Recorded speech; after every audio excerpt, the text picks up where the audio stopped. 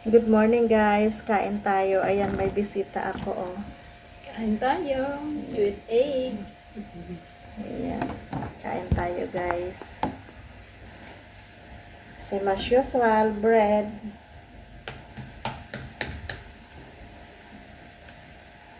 Ayan ang pang-araw-araw na pagkain. Nakakasawa na no.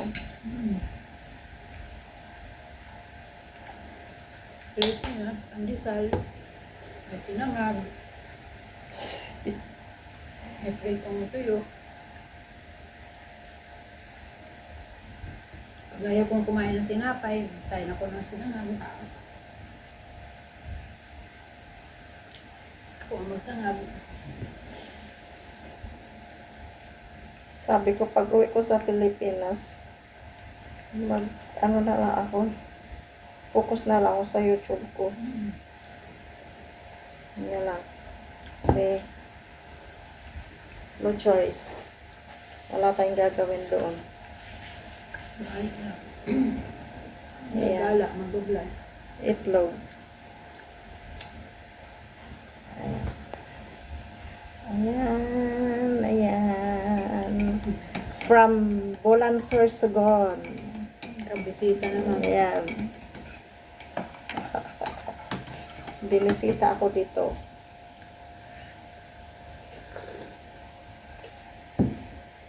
Kaso lang, itong pinaka-special namin pagkain umaga.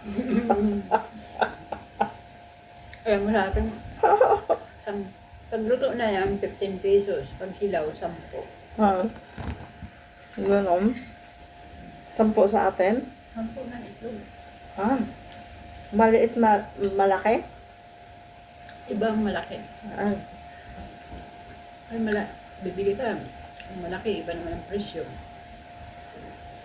Yung isang tray, patay. nasa 280. May 240.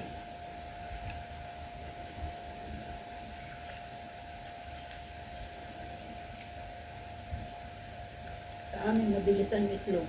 Ay, pamangkin ko, araw-araw itlog ang ulam. Hmm.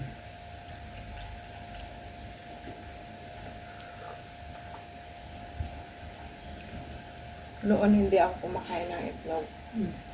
Kasi sabi ko, parang bang ako na uumay na. Parang ako na nasusuka ganun. Tapos, tiniis ko yun. Kaya ngayon, araw-araw ako ng itlog. Kasi, maganda pala sa katawan. Nawala yung sakit ng tuhod ko.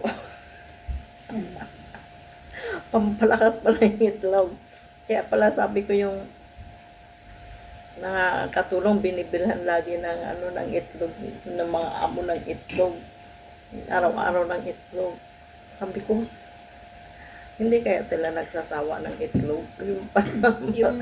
Yung pangalawa ko, hindi siya kumakain ng nilaga. Sinusukan niya. Ewan ko lang ngayon. Kasi nung bata-bata pa siya, sinusukan niya talaga.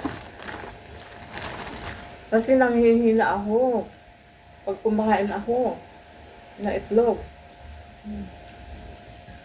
Tapos nung sinabi sa akin ni Chad na, naku, mag-ano ka ng itlog, ate. Ganyan. Ano ang itlog, kahit araw-arawin mo yan. Pangpapayat pa nga eh. Yun lang ang kainin mo eh.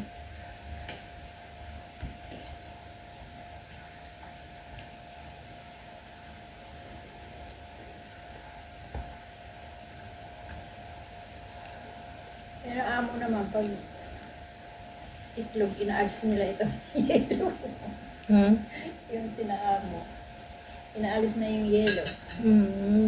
Ayaw nila, kahit yung sa prito, alisin nila yung yelo. Okay na. Si ano din, ayaw nila. Sila Lisa.